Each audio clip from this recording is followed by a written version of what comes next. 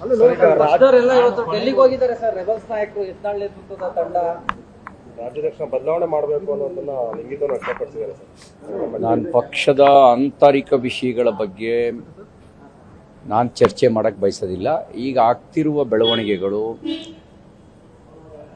ಲಕ್ಷಾಂತರ ಜನ ಕಾರ್ಯಕರ್ತರಿಗೆ ನನ್ನನ್ನು ಸೇರಿ ದುಃಖ ತಂದಿದೆ.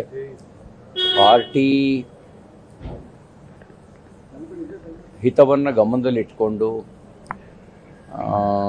ಇವತ್ತು ಆಲೋಚಿಸಬೇಕಾದಂಥ ಅವಶ್ಯಕತೆ ಇದೆ. ಎಷ್ಟೋ ಜನ ತಮ್ಮ ಜೀವನವನ್ನು ಕೊಟ್ಟು ಮನೆ ಮಠವನ್ನು ಹಾಳು ಮಾಡಿಕೊಂಡು ಪಕ್ಷದ ಬೆಳವಣಿಗೆಗಾಗಿ ಅಧಿಕಾರ ಮರೀಚಿಕೆಯಾಗಿದ್ದ ಕಾಲದಲ್ಲಿ ದುಡಿದಿದ್ದಾರೆ. ಇವತ್ತು ಕಾಂಗ್ರೆಸ್ ಪಾರ್ಟಿ ಜನವಿರೋಧಿಯಾಗಿ ವರ್ತನೆ ಮಾಡ್ತಾ ಇದೆ. ಪ್ರತಿನಿತ್ಯ ಮೈಕ್ರೋ ಫೈನಾನ್ಸ್ ಕಾರಣಕ್ಕೆ ಪ್ರತಿನಿತ್ಯ ಸಾವು ತಪ್ಪಿದ್ದಿಲ್ಲ. ಕಳಪೆ ಔಷಧಿಯ ಕಾರಣಕ್ಕೆ ಬಾಣಂತಿಯರು ಹಸುಗೂಸುಗಳು ಸಾವನ್ನಪ್ತಾ ಇದ್ದಾರೆ. ಅಭಿವೃದ್ಧಿ ಅನ್ನೋದು ಅದು ನಿಂತ ಸ್ಥಿತಿಯಲ್ಲೇ ನಿಂತಿದೆ. ಅಭಿವೃದ್ಧಿ ಅನ್ನೋದು ಯಾವ ರೀತಿ ಒಂದು ಆಡಳಿತ ಪಕ್ಷದ ಶಾಸಕರಿಗೇ ಅಸಹನೆಯನ್ನು ನಿರ್ಮಾಣ ಮಾಡಿದೆ. ವಿರೋಧ ಪಕ್ಷಗಳು ಟೀಕೆ ಮಾಡೋದು ಸ್ವಾಭಾವಿಕ. ಆಡಳಿತ ಪಕ್ಷದವರಿಗೆ ಅಸಹನೆಯನ್ನು ನಿರ್ಮಾಣ ಮಾಡಿದೆ. ಇಂಥ ಸಂದರ್ಭದಲ್ಲಿ ನಾವು ಜನರ ಪರವಾಗಿ ಜನಹಿತವನ್ನು ಗಮನದಲ್ಲಿ ಇಟ್ಕೊಂಡು ಹೋರಾಟ ಮಾಡೋದು ನಮ್ಮ ಕರ್ತವ್ಯ ಆಗಿತ್ತು. ಹಾಗಾಗಿ ನಮ್ಗೆ ಈಗ ನಡೀತಿರುವಂಥ ಬೆಳವಣಿಗೆಗಳು ನನಗಂತೂ ಸಮಾಧಾನ ತಂದಿಲ್ಲ. ಪಕ್ಷಕ್ಕೆ ಮಾಲೀಕರು ನಾವಲ್ಲ. ನಮ್ಮ ಪಕ್ಷಕ್ಕೆ ಮಾಲೀಕರು ನಮ್ಮ ಪಕ್ಷದ ಸಾಮಾನ್ಯ ಕಾರ್ಯಕರ್ತರು ಪಕ್ಷದ ಮಾಲೀಕರು. ಅವರಿಗೆ ನೋವಾಗುವಂತೆ, ಅವರಿಗೆ ದುಃಖ ತರುವಂತೆ ನಾವ್ಯಾರೂ ನಡ್ಕೊಳ್ಬಾರ್ದು. ಹಾಗೆಯೇ ಜನಹಿತವನ್ನು ಮರೆತು ರಾಜಕಾರಣ ಮಾಡಿದ್ರೆ, ಜನಪರವಾಗಿರ್ತಕ್ಕಂಥ ಹೋರಾಟವನ್ನು ಕೈಗೆತ್ಕೊಳ್ಳದೆ ಇದ್ದರೆ ನಾವು ಕಳೆದು ಹೋಗ್ತೀವಿ, ಪಕ್ಷಕ್ಕೂ ನಷ್ಟ ಆಗುತ್ತೆ. ರಾಜ್ಯಾಧ್ಯಕ್ಷ ವಿರುದ್ಧ ನೋಡಿ ಸುಧಾಕರ್ ಅಸಮಾಧಾನ ವ್ಯಕ್ತಪಡಿಸಿದ್ರು, ಯತ್ನಾಳ್ ಬಣ ಬಿಗಿಪಟ್ಟು ಹಿಡಿದಿದೆ. ತಾವು ಹಿರಿಯ ನಾಯಕರಾಗಿ ಏನ್ ಹೇಳ್ತೀರಾ ಸರ್? ಈ ಚುನಾವಣೆ ನಡಿಬೇಕು ಅಂತನಾ ಅಥವಾ ಹೇಗೆ ಅಂತ? ನಾನು ಮುಂಚೆನೇ ಹೇಳಿದ್ದೀನಿ, ನಾನು ಆಂತರಿಕ ವಿಷಯಗಳ ಬಗ್ಗೆ ನಾನು ಹೇಳಕ್ಕೆ ಬಯಸೋದಿಲ್ಲ. ನಮಗೆ ಹೇಳುವ ಜಾಗಗಳಿದ್ದಾವೆ, ಹೇಳಿದ್ದೀವಿ. ಹೇಳುವ ವ್ಯಕ್ತಿಗಳ ಹತ್ರ ಹೇಳ್ತೀವಿ. ಸರ್, ಹೈಕಮಾಂಡ್ ಎಲ್ಲೋ ಒಂದು ಕಡೆ ಇಷ್ಟೆಲ್ಲ ಆದ್ರೂ ಕೂಡ ಪ್ರಬಲ ಹೈಕಮಾಂಡ್ ಅಂತ ಹೇಳಿಸ್ಕೊಂಡು ಸೈಲೆಂಟ್ ಆಗಿದೆ. ಹೈಕಮಾಂಡ್ ಬಗ್ಗೆ ನಿಮ್ಗೆ ಏನಾದ್ರು ಗೌರವ ಇದೆಯಾ ಸರ್? ಈಗ ಅಂದ್ರೆ ಹೈಕಮಾಂಡ್ ಇನ್ನೂ ಯಾವ್ದು ಕ್ರಮ ತೆಗೆದುಕೊಳ್ಳೋದಕ್ಕೆ ಏನ್ ಹೇಳ್ತೀರಾ ಸರ್? ಪಕ್ಷದ ಬಗ್ಗೆ ಗೌರವ ಇಲ್ಲ ಅಂತಂದರೆ ನಾನು ಪಕ್ಷದಲ್ಲಿ ನೋಡಿ, ನಮಗೆ ಎರಡನೇ ಆಯ್ಕೆಗಳಿಲ್ಲ. ಸೈದ್ಧಾಂತಿಕ ಕಾರಣಕ್ಕೆ ನಾವು ಭಾರತೀಯ ಜನತಾ ಪಾರ್ಟಿನ 35 ವರ್ಷಗಳ ಹಿಂದೆ ಆರಿಸ್ಕೊಂಡಿದ್ದು. 88 ಅಂದರೆ 36 ವರ್ಷಗಳ ಹಿಂದೆ ಆರಿಸ್ಕೊಂಡಿದ್ದು ಸೈದ್ಧಾಂತಿಕ ಕಾರಣಕ್ಕೆ. ಹಾಗಾಗಿ ನಮಗೆ ಎರಡನೇ ಆಯ್ಕೆ ಇಲ್ಲ. ಸುಖ ದುಃಖಗಳ ನಡುವೆನೂ ಪಕ್ಷದ ಜೊತೆಗೇ ಇರ್ತೀವಿ. ಪಕ್ಷವನ್ನು ಸರಿ ಮಾಡಬೇಕಾಗಂತ ಪ್ರಾಮಾಣಿಕವಾಗಿರುವ ನಮ್ಮ ಪ್ರಯತ್ನ ನಾವು ಮಾಡೇ ಮಾಡ್ತೀವಿ. ಹೈಕಮಾಂಡ್ ಎಲ್ಲೋ ಒಂದ್ ಕಡೆ ಹಿಂದೇಟಾಗ್ತಿದ್ಯಾ ಇದನ್ನು ಸರಿ ಮಾಡೋದಕ್ಕೆ? ಯಾಕೆ ಹೈಕಮಾಂಡ್ ಹಿಂದೆ ಬರ್ತಿಲ್ಲ? ನಾನು ಅವ್ರ ಮನಸ್ಸಿನಲ್ಲಿ ಏನಿದೆ ಅನ್ನೋದನ್ನು ನಾನು ಹೇಳಕ್ಕೆ ಬರಲ್ಲ, ಅವರೇ ಹೇಳಬೇಕು. ಸರ್, ಈಗ ನಿಮ್ಮನ್ನು ಸೇರಿದಂತೆ 6 ವರ್ಷ ಸೇರಿದಂತೆ ಹಿರಿಯರನ್ನ ಕಡೆಗಣಿಸ್ತಾ ಇದ್ದಾರಂತ ರಮೇಶ್ ಜಾರಕಿಹೊಳಿ ಹೇಳಿಕೆ ಕೊಟ್ಟಿದ್ದಾರೆ. ನಾನು ಯಾವುದನ್ನು ಸಾರ್ವಜನಿಕ ಕಾಮೆಂಟ್ ಮಾಡೋಕ್ಕೆ ಬಯಸೋದಿಲ್ಲ ಅಂತ ನಾನು ಹೇಳಿದ್ದೀನಿ. ನನಗೆ ಒಬ್ಬ ಸಾಮಾನ್ಯ ಕಾರ್ಯಕರ್ತನಾಗಿದ್ದವನಿಗೆ ರಾಷ್ಟ್ರೀಯ ಪ್ರಧಾನ ಕಾರ್ಯದರ್ಶಿಯವರೆಗೂ ಕೆಲಸ ಮಾಡುವ ಅವಕಾಶವನ್ನು ಪಕ್ಷ ಕೊಟ್ಟಿದೆ. ಒಂದಲ್ಲ ಒಂದು ಕೆಲವು ಕಾಲ ನಾವು ನೇಪಥ್ಯಕ್ಕೆ ಸರಿದ್ವಿ ಅಂತ ಹೇಳಿದ್ರೆ ಶಾಶ್ವತವಾಗಿ ನೇಪಥ್ಯಕ್ಕೆ ಸರಿದಿದ್ದೀವಿ ಅಂತ ನಾನು ಭಾವಿಸೋದಿಲ್ಲ.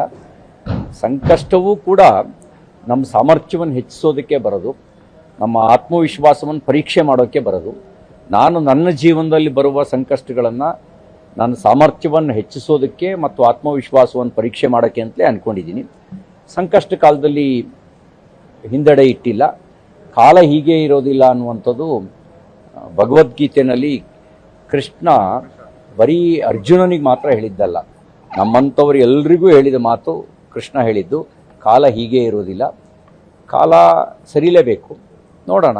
ಸರ್, ಈಗ ದನ ಕದ್ದವರನ್ನ ನಾನೇ ಗುಂಡಿಟ್ಟುಕೊಳ್ತೀನಿ ಅಂತ ಸಚಿವ ಮಾಂಕಲ್ ವೈದ್ಯರು ಹೇಳಿಕೆಯನ್ನು ಕೊಟ್ಟಿದ್ದಾರೆ. ಅವರ ಎಮೋಷನ್ಸ್ನ ಭಾವನೆಗಳನ್ನು ನಾವು ಗುರುತಿಸ್ಬೇಕು. ಆ ಧೈರ್ಯ ಅವರಿಗೆ ಹೇಳುವ ಧೈರ್ಯ ಬಂದಿದೆಯಲ್ಲ, ಇದೊಂದು ಒಳ್ಳೆಯ ಸಂಕೇತ. ಯಾಕೆಂದರೆ ಕಾಂಗ್ರೆಸ್ನಲ್ಲಿ ಮಹಾತ್ಮ ಗಾಂಧಿಯವರು ಗಟ್ಟಿಯಾಗಿ ಹೇಳಿದ್ದು ಬಿಟ್ಟರೆ, ಗಾಂಧಿಯ ನಂತರ ಬಂದಂಥ ರಾಜಕೀಯ ವಾರಸುದಾರರು ಗೋ ಹತ್ಯೆಯನ್ನು ಪರೋಕ್ಷವಾಗಿ ಸಮರ್ಥನೆ ಮಾಡ್ಕೊಂಡೇ ಬಂದಿದ್ದರು. ಅದರ ಪರಿಣಾಮ ಗೋ ಕಳ್ತನ ಶುರುವಾಯಿತು. ಅದರ ಪರಿಣಾಮ ಹಾಡು ಹಗಲೇ ಗೋ ಹತ್ಯೆ ಮಾಡಿ ಗರ್ಭದ ಹಸುವನ್ನು ಕೊಂದು ವಿಡಿಯೋ ಮಾಡುವಂಥ ವಿಕೃತ ಮನಸ್ಥಿತಿ, ಆ ಧೈರ್ಯ ಬರೋಕ್ಕೆ ಕಾರಣ ಏನಾಗಿದ್ದು ಅಂದರೆ ಗಾಂಧಿ ಪಥವನ್ನು ಕಾಂಗ್ರೆಸ್ ಮರೆತಿದ್ದ ಕಾರಣಕ್ಕಾಗಿ. ಹಾಗಾಗಿ ಆ ಧೈರ್ಯ ಬಂದಿದೆಯಲ್ಲ, ಅವ್ರು ಹತ್ಯೆ ಮಾಡಬೇಕು ಅಂತ ನಾನು ಬಯಸೋದಿಲ್ಲ, ಗೋ ಹತ್ಯೆ ಮಾಡಿದವ್ರನ್ನ ಗುಂಡಿಟ್ಟು ಕೊಲ್ಲಿ ಅಂತ ನಾನು ಬಯಸೋದಿಲ್ಲ. ಆದರೆ ಹಾಗೆ ಹೇಳುವ ಧೈರ್ಯ ಬಂದಿದೆಯಲ್ಲ, ಕಾಂಗ್ರೆಸ್ನ ಉಳಿದೆಲ್ಲ ನಾಯಕರುಗಳಿಗೂ ಆ ಧೈರ್ಯ ಬಂದುಬಿಟ್ರೆ ತನ್ನಿಂದ ತಾನೇ ಸಮಸ್ಯೆ ಬಗೆಹರಿಯುತ್ತೆ. ಯಾಕೆ ಗೋಕಳ್ಳರಿಗೆಲ್ಲ ತಾಕತ್ ಬಂತ ಹೇಳಿ? ಗೋಕಳ್ಳ ಕಬೀರ್ನಿಗೆ 10 ಲಕ್ಷ ರೂಪಾಯಿ ಪರಿಹಾರ ಕೊಟ್ಟರು, ಅವನು ಎನ್ಕೌಂಟರ್ನಲ್ಲಿ ಸತ್ತಾಗ. ನವೀನ್ ನಾಯ್ಕನ ಜೈಲಿಗೆ ಹಾಕಿದ್ರು, 302 ಕೇಸ್ ಮಾಡಿ ಅಲ್ಲಿಯ ಕಾನ್ಸ್ಟೇಬಲ್ಲು ಆಗಿದ್ದಂಥ ನವೀನ್ ನಾಯ್ಕನ ಜೈಲಿಗೆ ಕಳಿಸಿದ್ರು. ಆ ಮೂಲಕ ಒಂದು ಸಂದೇಶ ಕೊಟ್ಟರು, ಕೆಟ್ಟ ಸಂದೇಶನ. ನೀವು ಕದ್ರೂ ನಿಮ್ಮ ಜೊತೆಗೆ, ನೀವು ಏನು ಮಾಡಿದ್ರು ನಿಮ್ಮ ಜೊತೆಗೆ ಅನ್ನುವಂಥ ಒಂದು ಕೆಟ್ಟ ಸಂದೇಶವನ್ನು ಕಾಂಗ್ರೆಸ್ ಕೊಡ್ತು. ಅದರ ಪರಿಣಾಮ ಹೀಗಾಗಿದೆ. ಕಾಂಗ್ರೆಸ್ನ ಒಬ್ಬ ಶಾಸಕ ಈಗ ಹೇಳಿರೋದು, ಅವ್ರ ಧೈರ್ಯ ಉಳಿದವರಿಗೂ ಬರಲಿ, ಅವ್ರು ಹತ್ಯೆ ಮಾಡಬೇಕು ಅಂತ ನಾನು ಬಯಸೋದಿಲ್ಲ. ಆದರೆ ಹೀಗೆ ಹೇಳಿದ್ರೆ ಗೋ ಹತ್ಯೆ ಮಾಡುವವರಿಗೆ ಒಂದು ಸಂದೇಶವಾದರೂ ಹೋಗುತ್ತೆ. ಸರ್, ಈಗ ಮೈಕ್ರೋ ಫೈನಾನ್ಸ್ ವಿಚಾರವಾಗಿ ನಾವು ಎಷ್ಟೇ ರೂಲ್ಸ್ ತಂದರೂ ಕೂಡ, ಸುಪ್ರೀಂ ಕೋರ್ಟ್ ತಂದರೂ ಕೂಡ ಕೇಂದ್ರ ಸರ್ಕಾರಕ್ಕೆ ಕಡಿವಾಣ ಹಾಕಬೇಕು, RBI ನಿಯಮಗಳನ್ನು ಬದಲಾವಣೆ ಮಾಡಬೇಕು ಅಂತ ಈಗ ಕಾಂಗ್ರೆಸ್ ನಾಯಕರು ಹೇಳ್ತಾ ಇದ್ದಾರೆ. ನೋಡಿ, ಈಗ ಧರ್ಮಸ್ಥಳ ಗ್ರಾಮೀಣಾಭಿವೃದ್ಧಿ ಸಂಸ್ಥೆ ಇದೆ, ಜನರ ಬದುಕನ್ನು ಸುಧಾರಿಸುವ ಕೆಲಸ ಮಾಡ್ತಾ ಇದೆ. ಅದು ಮದ್ಯ ವ್ಯಸನದಿಂದ ಕೂಡಿರುವವರನ್ನು ವ್ಯಸನ ಮುಕ್ತರನ್ನಾಗಿ ಮಾಡೋದ್ರ ಜೊತೆಗೆ ಕೌನ್ಸಿಲಿಂಗ್ ಮಾಡ್ತಾ, ಅವರು ಯಾವುದಕ್ಕೆ ಬಂಡವಾಳ ಹೂಡಿಕೆ ಮಾಡ್ತಾರೆ ಅನ್ನೋದನ್ನು ಮಾನಿಟರ್ ಮಾಡ್ತಾ, ಆ ರೀತಿ ಗೈಡ್ ಮಾಡುವ ಕೆಲಸವನ್ನು ಧರ್ಮಸ್ಥಳದಂಥ ಸಂಸ್ಥೆಗಳು, ಇದೇ ರೀತಿ ಕೆಲವು ಒಳ್ಳೆಯ ಸಂಸ್ಥೆಗಳು ಕೆಲಸ ಮಾಡ್ತಾ ಇದ್ದಾವೆ. ಹಾಗಾಗಿ ನಾವಿಲ್ಲಿ ಯಾರು ಸುಲಿಗೆ ಮಾಡ್ತಿದ್ದಾರೆ ಅವ್ರನ್ನ ಕಡಿವಾಣ ಹಾಕಬೇಕು. ಆ ಕಡಿವಾಣ ಹಾಕೋದಕ್ಕೆ ನನಗಿರೋ ಇನ್ಫಾರ್ಮೇಷನ್ ಪ್ರಕಾರ ರಾಜ್ಯದ ಕಾಯ್ದೆಯಲ್ಲಿಯೇ ಅವಕಾಶ ಇದೆ. ಆ ಕಾಯ್ದೆ ನಾವು ಬಳಸ್ಕೊಳ್ಳೋಣ. ಈಗ ರಾಜ್ಯಪಾಲರು ಸುಗ್ರೀವಾಜ್ಞೆಗೆ ಸಹಿ ಹಾಕಿದ್ದಾರೆ, ಅದನ್ನು ಬಳಕೆ ಮಾಡ್ಕೊಳ್ಳೋಣ. ಬಳಕೆ ಮಾಡ್ಕೊಳ್ಳೋಕೆ ಮುಂಚೆನೇ ಶಸ್ತ್ರತ್ಯಾಗದ ಮಾತಾಡೋದು ಯಾಕೆ? ಇದಕ್ಕೆ ಹಿಂದೆನೂ ಕಾಯ್ದೆ ಇತ್ತಲ್ಲ, ಆದರೆ ಈ ರೀತಿ ಮೈಕ್ರೋ ಫೈನಾನ್ಸ್ನ ಹಾವಳಿ ಎಲ್ಲಿತ್ತು? ಈಗ ಹಾವಳಿ ಯಾಕೆ ಜಾಸ್ತಿ ಆಗಿದೆ? ಇದ್ರ ಹಿಂದ್ಗಡೆನೂ ಕಾಣದ ಕೈಗಳು ಇರ್ಬೋದೇನೋ, ನೋಡೋಣ. ಯಾಕೆಂದರೆ ಅಧಿಕಾರಿಗಳ ರೇಟ್ ಫಿಕ್ಸ್ ಮಾಡೋದ್ರೊಳಗೆ ಕಾಣದ ಕೈಗಳೇ ಕೆಲಸ ಮಾಡ್ತಾ ಇದ್ದಾವೆ. ಅಡಿಗೆ 100 ರೂಪಾಯಿ ಬೆಂಗಳೂರಿನಲ್ಲಿ ಪ್ಲಾನ್ ಸ್ಯಾಂಕ್ಷನ್ನಿಗೆ ವಸೂಲಿ ಮಾಡೋದ್ರೊಳಗೂ ಕಾಣದ ಕೈಗಳೇ ಕೆಲಸ ಮಾಡ್ತಿದ್ದಾವೆ. ಈ ಮೈಕ್ರೋ ಫೈನಾನ್ಸ್ ಹಿಂದ್ಗಡೆನೂ ಕೂಡ ಕಾಣದ ಕೈಗಳೇ ಇರ್ಬೋದು.